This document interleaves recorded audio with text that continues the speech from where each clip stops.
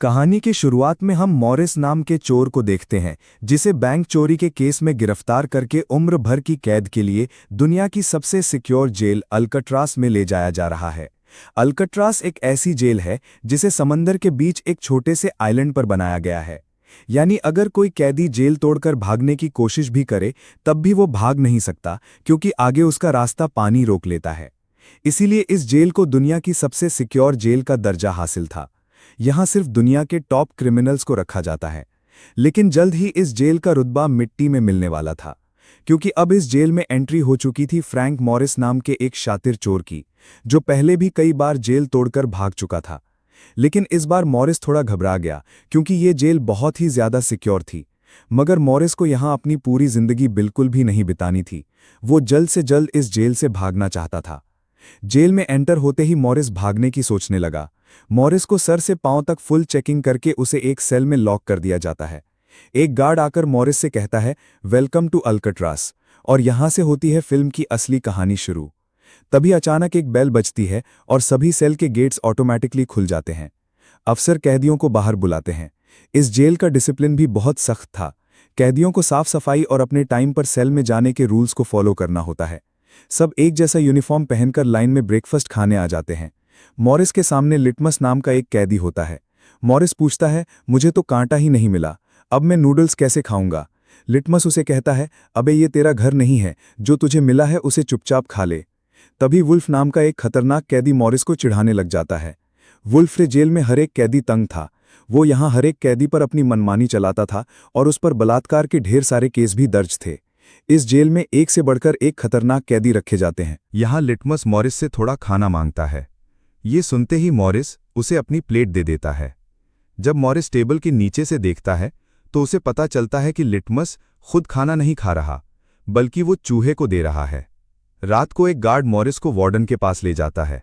जब Morris warden के office में पहुंचता है तो वार्डन मॉरिस से कहता है, मैं जानता हूं कि तुम बहुत ही शार्प माइंड हो और बहुत इंटेलिजेंट भी, लेकिन वो सब यहां किसी काम का नहीं, क्योंकि तुम्हारे जैसे यहां कितने आए और गए, लेकिन यहां से कोई भी बचकर नहीं निकल पाया। यहां कैदी बहुत ही स्ट्रिक्ट रूल्स फॉलो करते हैं। 2 महीने में एक बार ही कोई तुमसे मिलने आ सकता है, और वो भी तब अगर मेरा मूड अच्छा हो। वार्डन बहुत ही सख्त इंसान था, जो जरा सी गलती पर भी कैदियों को बहुत ही स्ट्रिक्ट पनिशमेंट देता था। वार्डन कहता है, यहां से भागने की सोचना भी मत, नहीं तो तुम्हारे टुकड़े टुकड़े कर दिए जाएंगे। जिस पर मॉरिस जवाब देता है, नहीं सर, आपके होते हुए यहां से कौन भागने का सोच सकता है। लेकिन असल में पहले दिन से ही मॉरिस के दिमाग में यहां से भागने की प्लानिंग शुरू हो चुकी थी। इस दौरान मॉरिस मौका देखते ही वार्डन का नेल कटर चुरा लेता है, जो वैसे तो बहुत ही छोटी सी चीज थी, पर मॉरिस को पता था कि अल्काट्रास जैसे जेल में इस छोटे से नेल कटर से भी बहुत बड़ा काम लिया जा सकता है। मॉरिस वापस सेल में आते ही इस नेल कटर को बाइबल में छुपा देता है। अगले दिन बाथरूम में वुल्फ फिर से मॉरिस को परेशान करने लगता है, पर इस बार मॉरिस उसे छोड़ने वाला नहीं था। अब मॉरिस अपना असली रूप दिखा देता है और उसे पकड़कर उसकी खूब धुलाई करता है। वुल्फ को पीटने के बाद अब मॉरिस का पूरे जेल में एक अलग रुतबा बन गया था। हर कोई मॉरिस से डरने लगा। इसके बाद मॉरिस को लाइब्रेरी में काम दिया जाता है। वहां इंग्लिश नाम के एक आदमी से उसकी मुलाकात हो जाती है। वो इस जेल का सीनियर कैदी था। इंग्लिश को भी 2 आदमियों के कत्ल की वजह से उम्र कैद की सजा सुनाई गई थी। उसने इस जेल में अपनी आधी जिंदगी गुजार दी थी। वो इस जेल के चप्पे चप्पे से वाकिफ था। उसे जेल की हर बात की खबर रहती है। उसे ये भी पता था कि आज सुबह मॉरिस और वुल्फ की लड़ाई हुई थी। वो मॉरिस को कुछ किताबें देता है, जिन्हें मॉरिस को हर एक कैदी की सेल में पहुंचाना होता है। अगले सीन में खुली जगह को दिखाते हैं, जहां कैदी कोई ना कोई गेम खेल रहे होते हैं। तभी मॉरिस डॉक नाम के एक आर्टिस्ट से मिलता है, जो खुद की पेंटिंग बना रहा होता है। डॉक एकदम सीधा साधा और डिसेंट इंसान था, जो कई सालों से यहां सजा काट रहा है। उसे पेंटिंग करने का बहुत ही शौक था और अपना ज्यादातर वक्त वो पेंटिंग में ही लगाता था। डॉग का कहना था, अल्काट्रास जैसी जेल में कोई भी पागल हो सकता है, पर उसकी पेंटिंग की वजह से अब तक उसका दिमाग नॉर्मली चल रहा था। मॉरिस डॉग से पूछता है, इस पेंटिंग में ये फूल क्यों बना के रखा हुआ है? तुम्हारी शर्ट में ऐसा तो कुछ नहीं है? डॉग कहता है, ये मेरी खुशी है, जो सिर्फ पेंटिंग में है, मेरे मन में नहीं। उसके बाद मॉरिस जब अपने दाएं तरफ देखता है तो उसे ऊपर इंग्लिश दिखाई देता है। मॉरिस इंग्लिश की तरफ जाता है तो उसके चेले मॉरिस को रोक देते हैं। तब इंग्लिश इशारा करता है, अपना ही आदमी है, आने दो। मॉरिस उसके पास जाकर बैठ जाता है और तुरंत अपने दिल की बात छेड़ देता है। मॉरिस उससे कहता है, यहां से बचने में आप मेरी मदद करेंगे? ये बात सुनकर इंग्लिश तो हंस पड़ता है। देखो बेटा, ये महज सिर्फ जेल नहीं है, बल्कि हम सब की कब्र है। यहां से निकलना है तो पहले हमें मरना पड़ेगा, तब जाके हमारी डेड बॉडी यहां से कब्रिस्तान तक पहुंच पाएगी। चलो मान भी लो कि तुम इन बड़ी दीवारों पर चढ़ भी गए और उसके बाद खतरनाक फोर्सेस को क्रॉस भी कर लिया और किसी जादुई शक्ति से तुम यहां के सैकड़ों गार्ड से बचकर जेल से बाहर भी निकल गए, तब भी यहां से भाग नहीं पाओगे, क्योंकि आगे तुम्हारा रास्ता समुंदर रोक लेगा। इसलिए टाइम बर्बाद मत करो और चुपचाप सजा काट लो, कम से कम जिंदा तो बचे रहोगे। लेकिन मॉरिस अपने इरादे का पक्का था, वो हर हाल में इस जेल से भागना चाहता था। उस रात एक अफसर मॉरिस को बताता है, तुम्हें कल से कारपेंट्री का काम दिया गया है, 1 घंटे की 50 सेंट्स दिहाड़ी भी दी जाएगी। मॉरिस फौरन इस काम के लिए राजी हो गया, क्योंकि उसे लगा कि वहां उसे कोई ऐसा औजार मिल सकता है जो उसके भागने में काम आ सकता है। अगले दिन मॉरिस लिटमस से यहां से बचने का रास्ता पूछता है। लिटमस कहता है, अरे ये तो बहुत ही आसान है। हर सेल में एक एयर वेंट होता है, उसके जरिए तुम छत पर पहुंच सकते हो, वहां से शायद तुम बच पाओ। और मॉरिस की बातों पर मुस्कुराते हुए वहां से चला जाता है। तब डॉक मॉरिस को खबरदार कर देता है, वुल्फ तुम्हारी तरफ आ रहा है। तभी वुल्फ मॉरिस पर चाकू से वार करने आता है। मॉरिस अपना कोट हाथ में लपेटकर उसके साथ लड़ने लग जाता है। इतने में एक गार्ड उसे रोकने आता है, तो वुल्फ गार्ड पर भी चाकू से वार कर देता है। अब मामला बिगड़ जाता है और वॉच टावर का गार्ड शूट करने लगता है। तब जाकर मॉरिस और वुल्फ लड़ना बंद करते हैं। मॉरिस को पता नहीं था कि वॉच टावर पर भी एक गार्ड है। वो अब एक एक करके इस जेल की हर बात को नोटिस करने लग जाता है। मॉरिस और वुल्फ को गार्ड्स डी ब्लॉक में ले जाते हैं, जहां रात भर कैदियों को अंधेरे में रखकर टॉर्चर किया जाता है। ये एक ऐसा सेल था जहां कोई भी कैदी नहीं जाना चाहता था। जाने से पहले वुल्फ मॉरिस को धमकाता है, बेटा तेरी मौत तो मेरे हाथों ही होगी। उस रात मॉरिस को तरह तरह के टॉर्चर सहने पड़ जाते हैं, जिससे उसकी हालत काफी खराब हो जाती है। 2 हफ्ते तक इस अंधेरे वाले सेल में रहने के बाद उसे वापस उसके सेल में ले आते हैं, जहां लिटमस अपने पालतू चूहे से मॉरिस को एक नोट भेजता है, जिसमें लिखा होता है, वेलकम बैक मॉरिस। एक दिन चार्ली नाम का एक नया कैदी आता है, जिसे मॉरिस के पास वाले सेल में रखा जाता है। मॉरिस और चार्ली में जल्द ही दोस्ती हो जाती है। मॉरिस फिर उसे अपने दूसरे दोस्तों से भी मिलवाता है। उसी समय वार्डन बिना किसी को बताए हर एक कैदी के सेल को चेक करता है। जब वो डॉग के सेल में जाता है, तो डॉग के सेल में उसके बनाए हुए कई पेंटिंग्स होती हैं। वार्डन हैरान रह जाता है कि दिन ब दिन उसकी पेंटिंग तो बढ़ती जा रही है। डॉक ने वार्डन की पेंटिंग भी बना के रखी हुई होती है।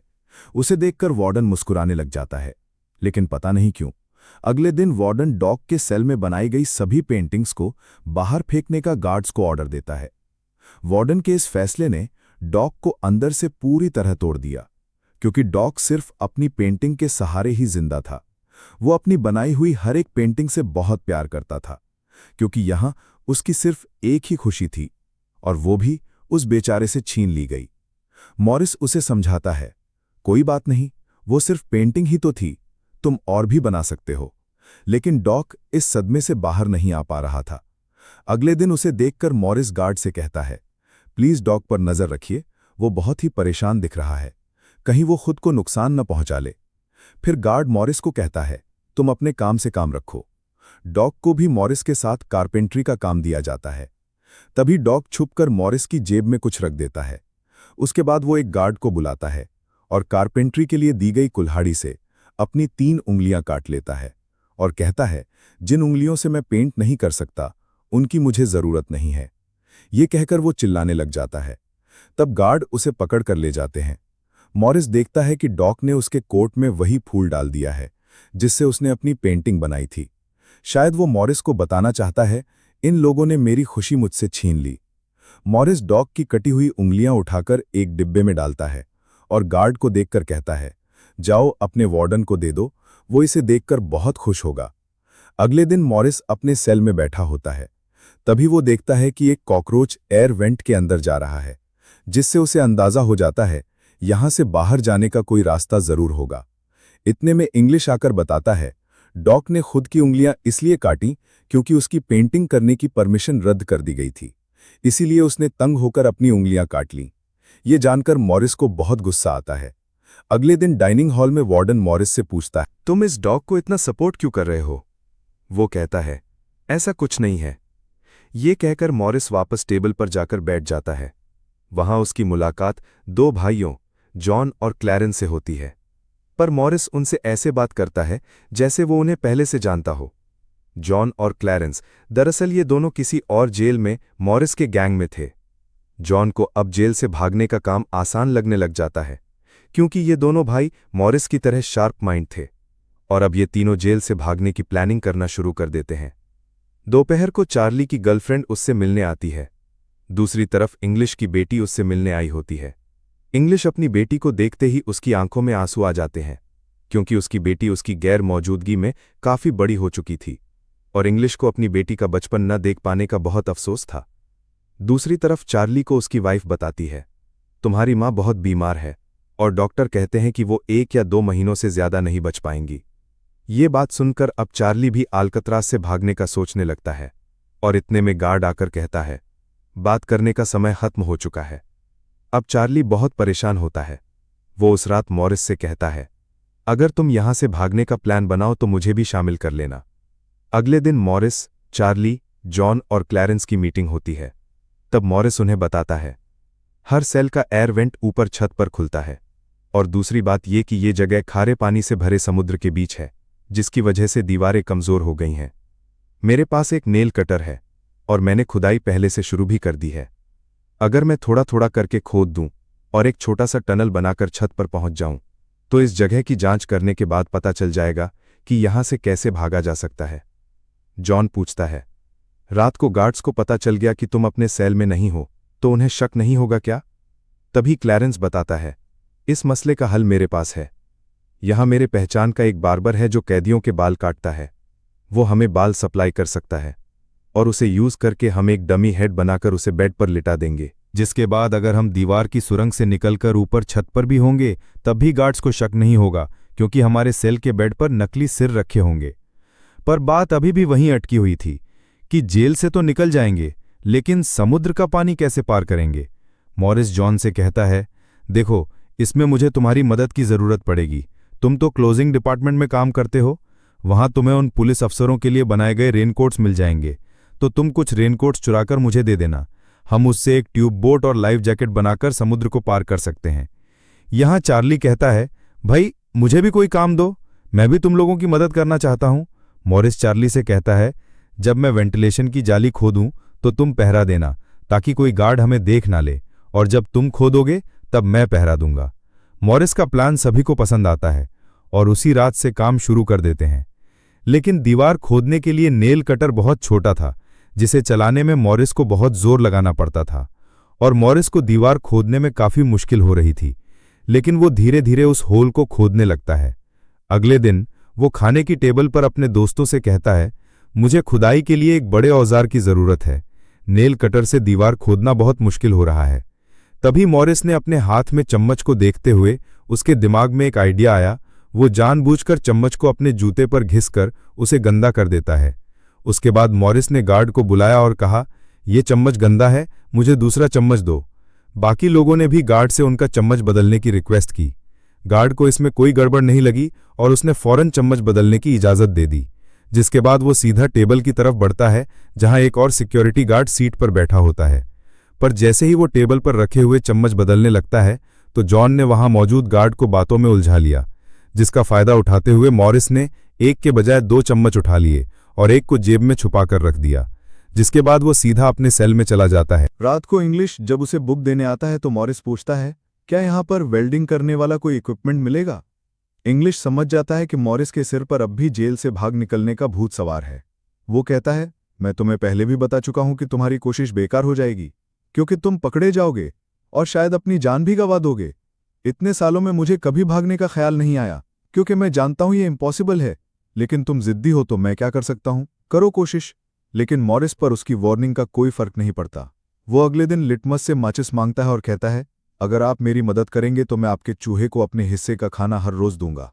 लिटमस खुश होकर ये डील मान जाता है, क्योंकि लिटमस को चूहा बहुत पसंद था। उसी रात लिटमस मॉरिस को अपनी माचिस पास कराता है। मॉरिस नेल कटर के एक हैंडल को निकालता है जिससे वो एक छोटा सा बेलचा बनाने जा रहा था। फिर वो चम्मच को तोड़कर नेल कटर के हैंडल से जोड़ लेता है। फिर माचिस जलाकर दोनों को अच्छी तरह से वेल्ड करके एक नुकीला औजार तैयार कर लेता है। बस फिर क्या था, वो वेंट के चारों ओर खुदाई शुरू करता है।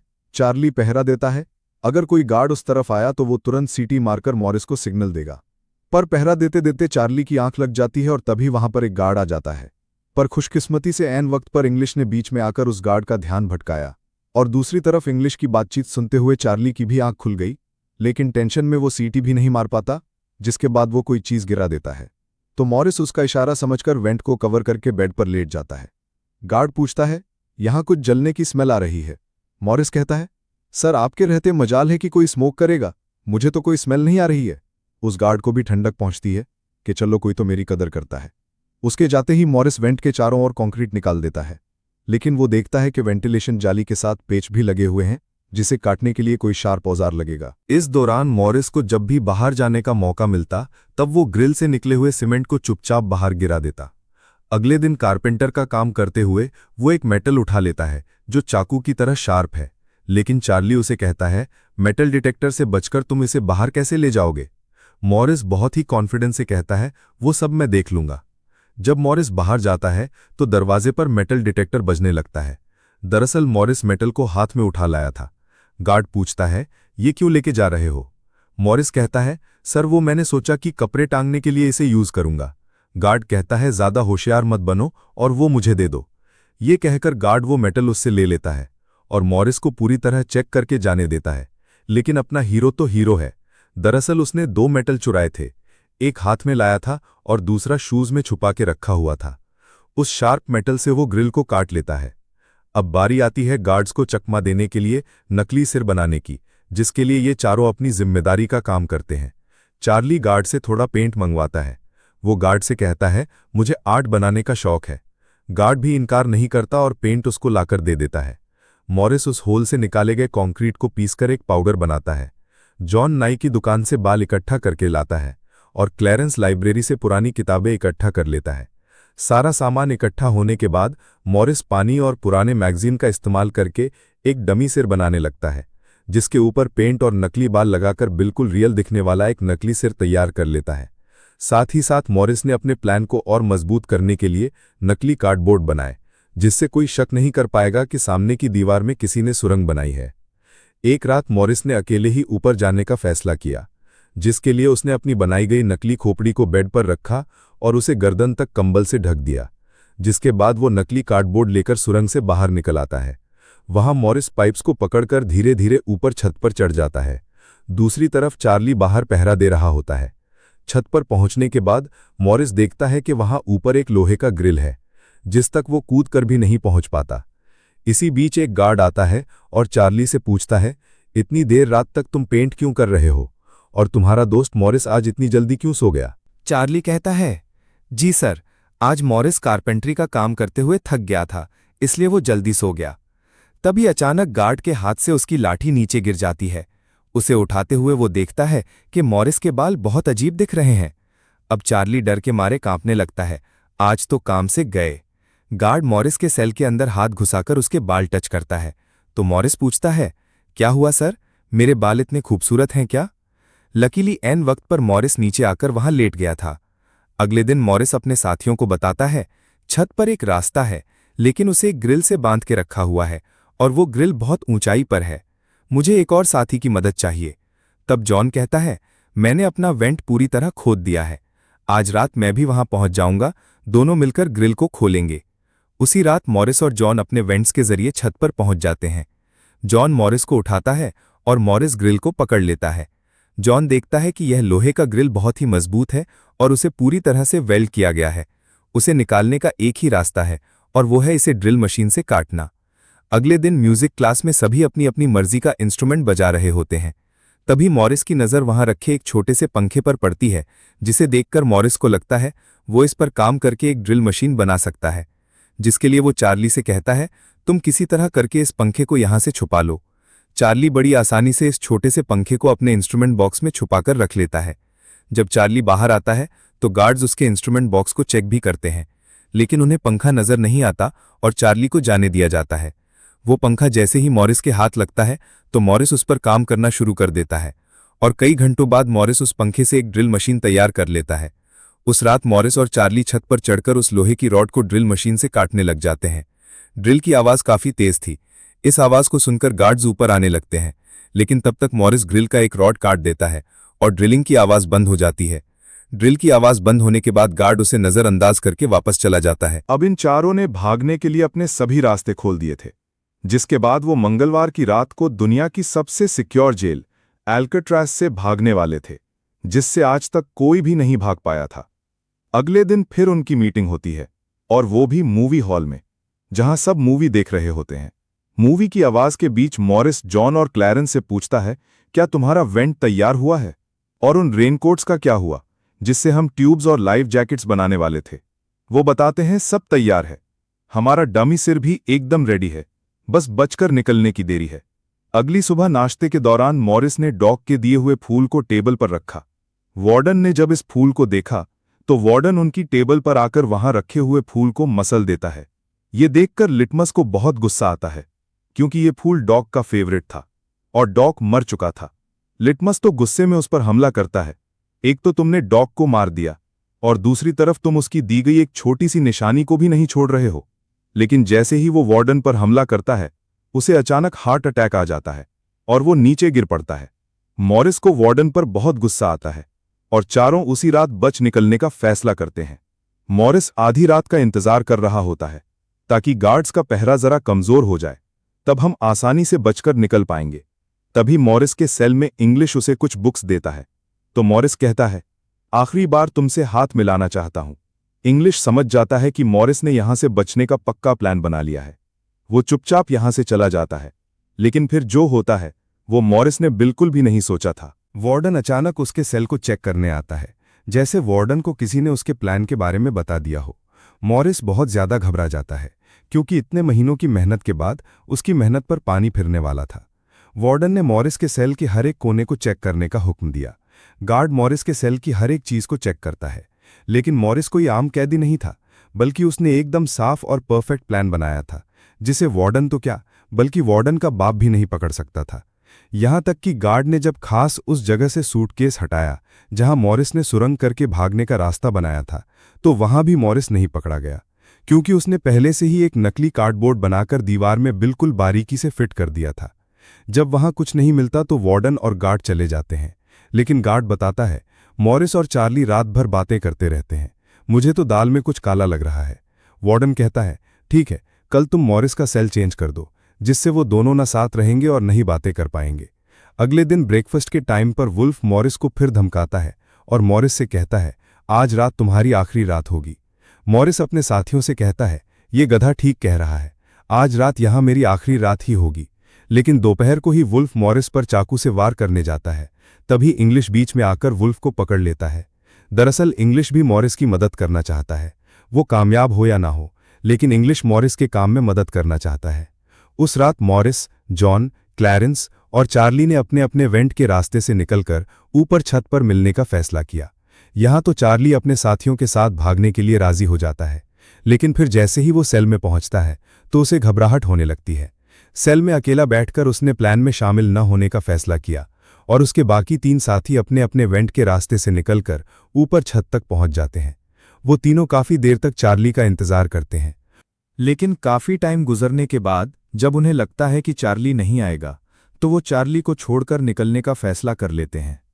वो तीनों अपने प्लान के मुताबिक आगे बढ़ने लगे, लेकिन इधर चार्ली की आंखों के सामने उसकी आज़ादी का सपना दूर होता जा रहा था। वो तीनों धीरे धीरे सर्चलाइट से छुपकर भागने लगे।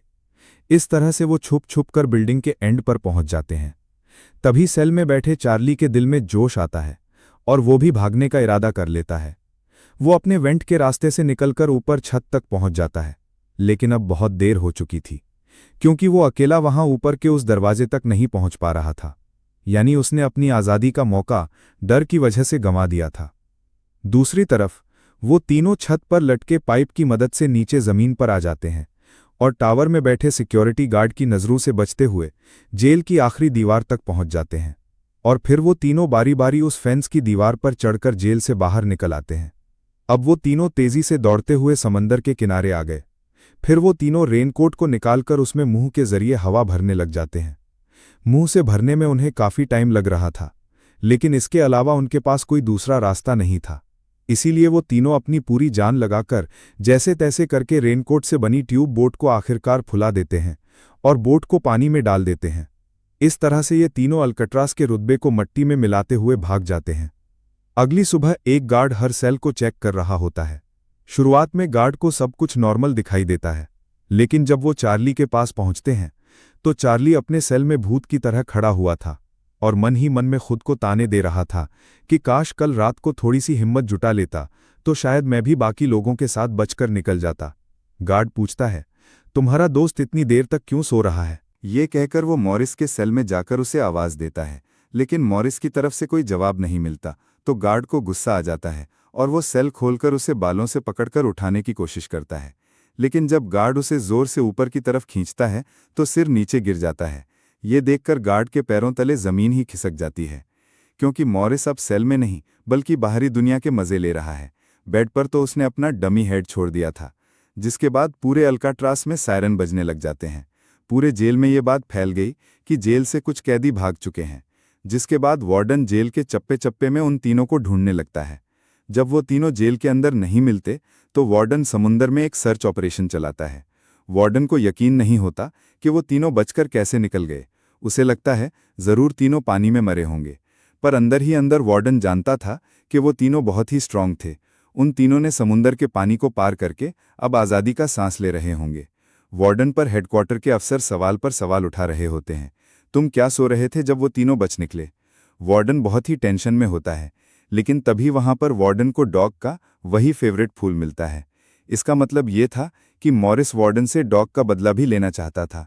तब सर्च टीम का हेड आकर बताता है, सर, हर तरफ सर्च हो चुका है, लेकिन उन तीनों की बॉडी कहीं नहीं मिली। अब वार्डन अपनी नौकरी और खुद की इमेज बचाने के लिए उसे कहता है, जैसा मैं कहता हूं वैसी रिपोर्ट लिखो कि उन तीनों ने बचने की कोशिश की, लेकिन वो तीनों पानी में डूबकर मर गए। पर वॉल्टन की इस बात पर किसी को भी भरोसा नहीं हुआ, जिसके बाद मॉरिस अल्काट्रास जेल तोड़ने से पूरी दुनिया में जीनियस के नाम से मशहूर हुआ। इस घटना के 1 साल के बाद अल्काट्रास जेल को बंद कर दिया गया, क्योंकि अब इसकी कोई गारंटी नहीं थी कि यहां से कोई बचकर नहीं जा सकता। इस तरह यहीं खत्म होती है फिल्म की कहानी। तो चलिए मिलते हैं अगली वीडियो में, तब तक के लिए जय हिंद, जय भारत।